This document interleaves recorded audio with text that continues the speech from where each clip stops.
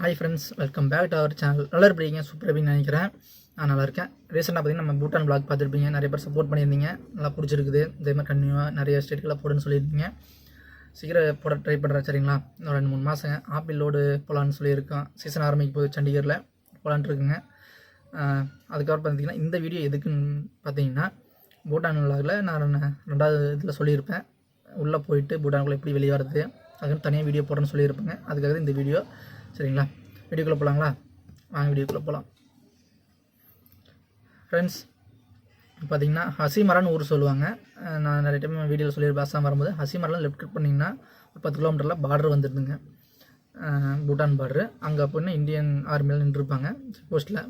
அங்கே போய் வண்டி நிறுத்தி என்ட்ரி போடணுங்க.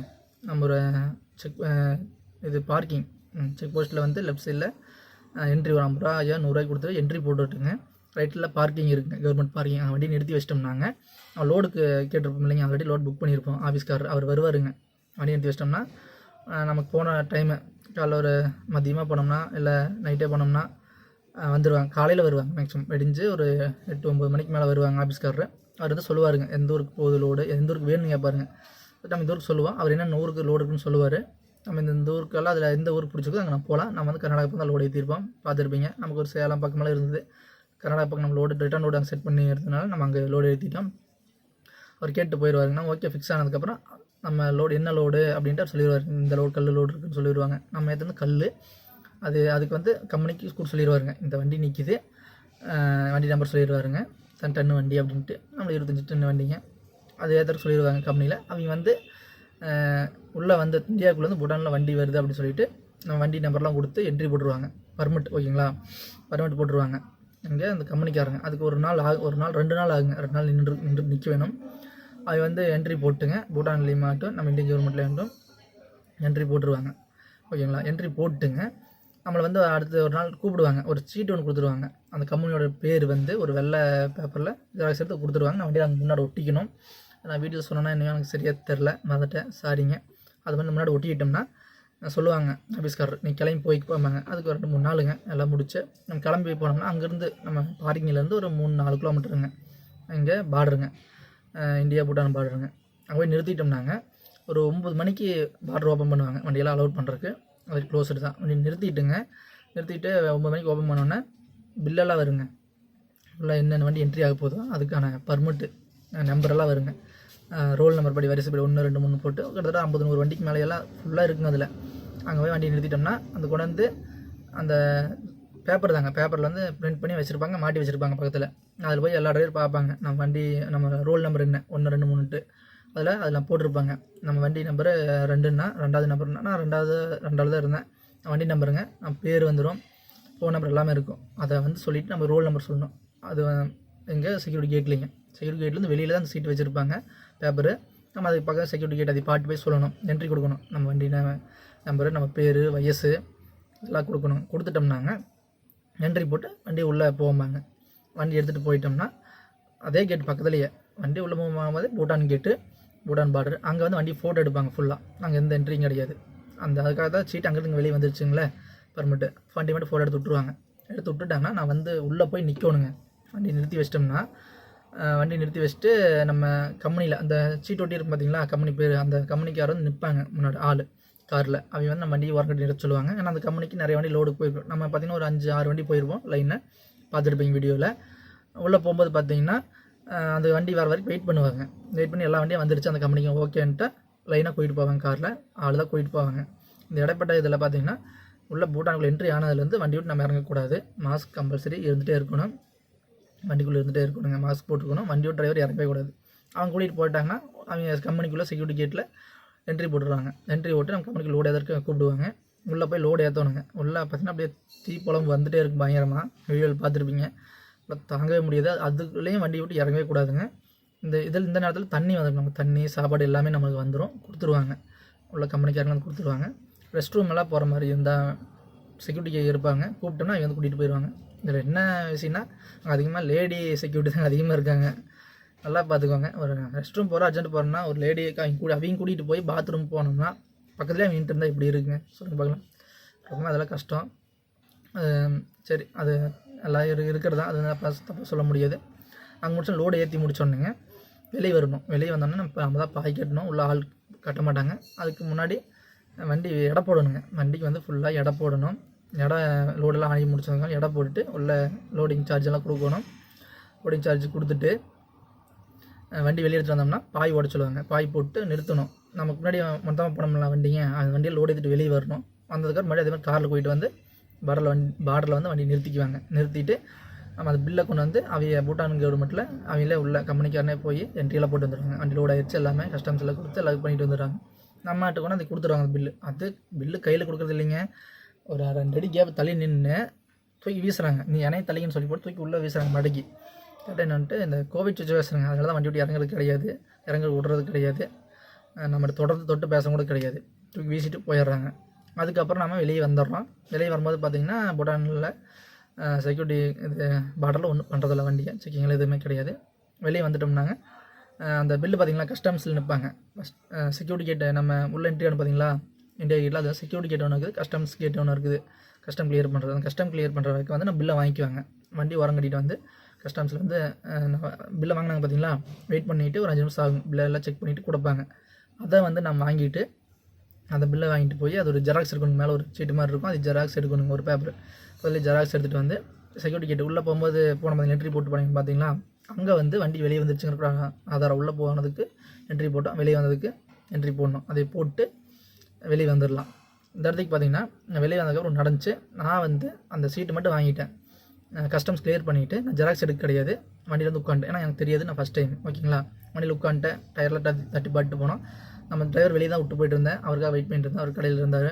அவர் வந்தார், டயர் தட்டி பாட்டு எல்லாம் டீ காஃபியெல்லாம் சாப்பிட்டு எல்லாம் பாட்டு வண்டியிலையும் சாப்பிட்டு உட்காந்துருந்தாங்க.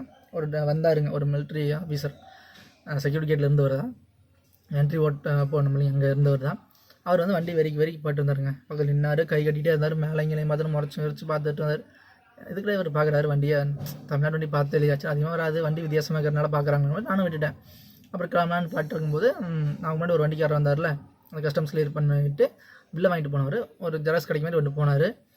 ஆப்போசிட்டில் இருந்துச்சு. அது சீட்டை கொண்டு போயிட்டு மேலே செக்யூரிட்டி என்ட்ரி கொடுத்தாரு.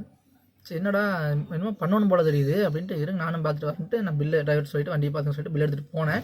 ஜெராக்ஸ் எடுக்கிறதுக்கு பக்கம் தான் போனானுமே. போனோன்னா அந்த ஆஃபீஸர் கூப்பிட்டார். வான்னு ஒரு 10 நிமிஷம் பார்த்துட்டு இருந்துட்டு கூப்பிட்டாரு. சொல்லுங்கள் சார் அப்படின்னு ஹிந்தியில் தான், எனக்கு தெரிஞ்ச ஹிந்தியில் கண்டபடி பிடிச்சி பேசுகிறாருங்க. வார்த்தையிலே பேசுகிறாப்புல. ரொம்பவுமே ஒரு சங்கடமான சூழ்நிலை ஆகிப்போச்சு. வார்த்தை அப்படின்னு பேசுகிறார் ஹிந்தியில். நான் என்ன எதுன்னு கேட்கும்போது ஏன் உள்ள என்ட்ரி ஓட மாட்டியா அப்படி கேட்டாங்க. நான் தெரியாது, மாஃப் கருதா சார், நான் ஃபஸ்ட் டைம் ஆத்தா அப்படி எனக்கு ஹிந்தி தெரியும், ஃபஸ்ட் டைம் முதல் டைம் வரேன், எனக்கு தெரியாது மன்னிச்சுக்கோங்க அப்படின்னேன்.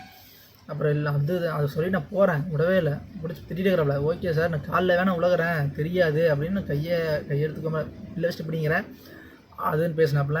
ஒரு சிங்கு வந்தாப்புல, நான் பின்னாடி இன்னொரு வண்டி வந்துச்சுங்க. நம்ம ஏற்ற பக்கம் தான் அவர் சிங்கு. அவர் பின்னாடி வந்தார். அந்த பில்லை கஸ்டம்ஸ் கிளியர் பண்ண பில்லை வாங்கிட்டு அவர் வந்து சொன்னார், இந்தியாவில் என்ன பேசினார் தெரியாதுன்னு சொல்கிறாங்களா, அவங்ககிட்ட போய் சண்டை கட்டிட்டு இருக்கிறீங்க அதுன்னு சொல்லி பேசி நான் நான் போயிட்டு போகிறேன்ட்டு அவர் கூட்டிகிட்டு போயிங்க. பில்லு ஜெராக்ஸ் எடுத்து கொடுத்தாருங்க. ஜெராக்ஸ் எடுத்து கொடுத்து செக்யூரிட்டி கேட்டில் போய் அவரே அதே மாதிரி என்ட்ரி எல்லாம் போட்டு வச்சு போயிட்டு வந்தார். அவர் பேசினார், நீங்கள் வந்து இந்த மாதிரி பண்ணோன்னு ஃபஸ்ட் டைம் வரீங்களான்னு கேட்டார். வண்டி சவுண்டுங்க ஒரே சரிங்க க்ளோஸ் பண்ணிட்டார். பக்கத்தில் பார்த்திங்கன்னா ஒரு வண்டி ஸ்டார்ட் பண்ணி வேக்கம் ஏற்றிட்டு இருந்தாங்க, சவுண்டு சரி கேட்டிருக்காது. ஓகேங்களா சரிங்க. அப்புறம் சிங்கு கேட்டார், ஃபஸ்ட் டைம் வரீங்களான்னு கேட்டார். ஆமாம் ஃபஸ்ட் டைம் வரேன்னு சொன்னேன். அப்புறம் இந்த மாதிரி இங்கே இப்படி தான் பண்ணணும், அடுத்த டைம் வந்து தெரிஞ்சுக்கோங்கனாரு. ஓகேண்ணே, அவர் ரொம்ப நன்றி சொன்னாங்க. ஆனால் எங்கே போனாலும் சிங்கு வந்து நல்லா ஹெல்ப் பண்ணுறாங்க. நான் நிறையா அனுபவத்தில் பார்த்துட்டேன்.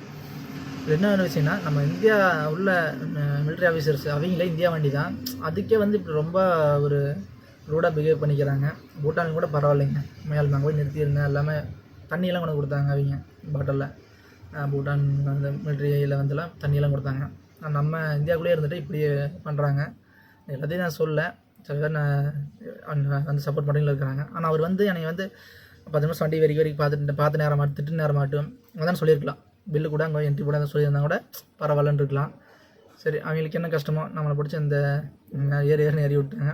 அதுக்கப்புறம் அங்கேருந்து வந்தோம்னாங்க நம்ம ஆஃபீஸ் இருக்குது பார்த்தீங்களா, அங்கேருந்து ஒரு 3-4 கிலோமீட்டர் வரணும். லாரி ஆஃபீஸுக்கு பார்க்கிங் வந்துடுவாங்க. பார்க்கிங் வந்துடும் லாரி ஆஃபீஸ் கால் பண்ணோம்னா அவங்க வந்து பில்லு வாங்கிட்டு போயிடுவாங்க. பில்லு வாங்கிட்டு போயிட்டு மறுபடியும் கஸ்டம்ஸ் கிளியர் பண்ணுவாங்க. அவங்க இங்கே வந்து என்ட்ரி போட்டு அதுக்கப்புறம் இந்த கஸ்டம்ஸ் கிளியர் பண்ணி கொடுத்துருவாங்க. அதுக்கு ஒரு நாள் ஆகும்.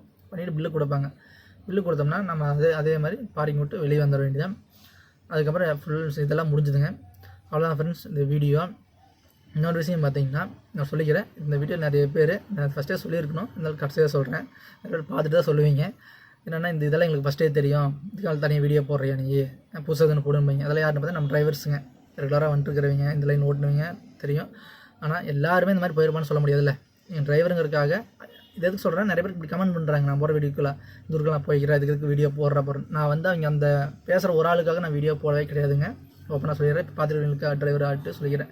இவன் தெரியாதவங்களுக்காக தான். தெரிஞ்சவங்களாக இருந்தால் தயவு செஞ்சு பார்க்க வேணாம். இதை வந்து நான் ஃபஸ்ட்டே சொல்லியிருக்கணும். ஏன்னா வந்து வீடியோ ஃபுல்லாக பார்த்துட்டு நிறைய பக்கம் கமெண்ட் போய் பண்ணுறீங்க, நிறைய டிரைவர் இருக்காங்களா, கடைசியாக சொல்லியிருக்கிறேன். அப்புறம் இன்னொரு விஷயம் பார்த்தீங்கன்னா, உள்ள லோடு ஏற்ற போகும்போது மாமூல் கொடுக்கணுங்க. 1300 400 ஏதோ சம்திங் கொடுத்துட்டு வந்தேன். கரெக்டாக நேம் இல்லை. நான் அவ்வளோதான் வந்துச்சு. வந்துட்டு அது நம்ம இந்தியா மணி தாங்க, உள்ளுக்குள்ளே நல்லா புழங்கிக்குது. இந்தியா மணி, பூட்டான் மணி எல்லாம் வாங்கிக்கிறாங்க. அது வந்து உள்ள டவர் கிடைக்காது. மெயினாக டவர் கிடைக்காது. எதுக்கு நான் சொல்கிறேன்னா, அந்த கூலி வந்து நம்ம ஆஃபீஸில் லோடு ஏற்றமாக சொல்லித்தான் விட்றாங்க, அங்கே வாங்க மாட்டாங்க அப்படின்ட்டு. கூலியெல்லாம் கிடையாது. ஆனால் நம்மகிட்ட வந்து வாங்கிக்கிறாங்க. திருப்பி கால் பண்ண முடியாது, நம்ம டவர் கிடைக்கிறதில்ல. அப்படி ஃபோன் பண்ணி தர சொன்னால் ஃபோன் பண்ணி தர மாட்டாங்க. ஸோ இதில் வந்து போகிற டிரைவருக்கு பார்த்தீங்கன்னா, ஆஃபீஸ்காண்டி பணம் வாங்கிக்கோங்க. இல்லை பூட்டான் மணியோ இல்லை வேறு மணி, நம்ம இந்தியா மணியோ ஆஃபீஸ்காரனை வாங்கிக்கோங்க. உங்கள் காசு தராதிங்க. ஆஃபீஸ்கார்ட்ட சில பேர் ஆஃபீஸ் மூலியம் ஃபுல் செட்டில்மெண்ட்டு தான் பேசியிருப்பாங்க, வாடகைக்கு எல்லாம் இது ஏற்று மாமலாம் இருக்கு மேலே சேர்த்து தான். அந்த மாதிரி போயிட்டிங்கன்னா வாங்கிக்கோங்க. அவன் வந்து இல்லை உள்ளே எல்லாம் வாங்க மாட்டேன்னா அதில் பொய்யுங்க அப்படி சொல்லி தாட்டி விட்ருவாங்க. புதுசாக வரவங்க நல்லா ஏமாற்றிடுறாங்க. நல்லா தெரிஞ்சுக்கோங்க. உள்ளே போய்ட்டு இல்லை உள்ளே வந்து பணம் வாங்குறான்னு சொல்லி நீங்கள் வாங்கிட்டு கம்பல்சரி 1000 2000 வாங்கி வச்சுக்கோங்க. பூட்டான் கரன்சி நம்ம கரன்சி வாங்கி வச்சுக்கோங்க. வாங்கிட்டேன்னா அதுக்கப்புறம் தான் உங்களுக்கு உள்ளே கொடுக்குற வசதியாக இருக்கும். வெளியே வந்ததுக்கப்புறம் இது என்ன மெயினாக இதுக்கு சொல்கிறேன்னா, வெளியே வந்து பில்லு தரும்போது பார்த்திங்கன்னா வாடகை தபால் இதெல்லாம் தருவாங்க, டிரைவர் கமிஷன் பில்லுன்னு சொல்லிட்டு தருவாங்க. அதில் வந்து அதுலேயுமே மாமல் போட்டிருப்பாங்க 1500 ஏற்றுக்கூலி. இப்போ என்ன ஆச்சு, நம்மகிட்ட ஒரு 1000 1300 பக்கம் வாங்கினாங்களா உள்ள கம்பெனியில், 1000 நினைக்கிறேன். ஆமாம் 1000 தான். 1000 வாங்கிட்டு இங்கே வந்து 1500. ஸோ 2500 ஆயிடுது. மாமலேன்னு சொல்லி போட்டு, மாமலே இல்லைன்னு சொல்லி போட்டு, நான் கொடுத்துக்கிறேன்னு சொல்லி போட்டு, இப்போ அவங்க கொடுத்த மாதிரி 1500 போட்டு நம்மளை கொடுத்துருப்பாங்களா 1000. அது வந்து நம்மகிட்ட 1000 லாஸ் தான். ஸோ அதனால் எல்லாம் தெளிவாக வாங்கிக்குவாங்க. அவ்வளோதான் ஃப்ரெண்ட்ஸ், இந்த வீடியோ உங்களுக்கு தெளிவாக புரிஞ்சிருக்குன்னு நினைக்கிறேன். இது வந்து நான் வண்டி ரன்னிங் ஓடும்போது சொல்லியிருக்கலாம். ரோட்டை காட்டி நிறைய பேர் டிஸ்டர்பன்ஸாக இருக்கும், அதனால் ஃபேஸை காட்டி சொல்லிட்டேன். நிறைய பேர் பார்க்குறவங்க நீங்கள் வாய்ஸ் மட்டும் கேட்கலாம், ஃபேஸ் காட்டி பரவாயில்ல. வீடியோ பிடிச்சிருக்குன்னு நினைக்கிறேன். நிறைய புரிஞ்சிருக்குன்னு நினைக்கிறேன். புரிஞ்சிருக்குன்னு நினைக்கிறேன். தெளிவாக சொல்லியிருக்குன்னு நினைக்கிறேன். புரியாதவங்க முடிஞ்சளவுக்கு இன்ஸ்டாகிராம் மெசேஜ் பண்ணுங்கள். புரிய ட்ரை பண்ணுறேன். ஏன்னா இதுக்காக தனி இன்னொரு வீடியோ மேக் பண்ணி போட முடியாது. சரிங்களா? ஓகே ஃப்ரெண்ட்ஸ், அவ்வளோதான். உங்களை அடுத்த வீடியோவில் பார்க்குறேன். பாய்.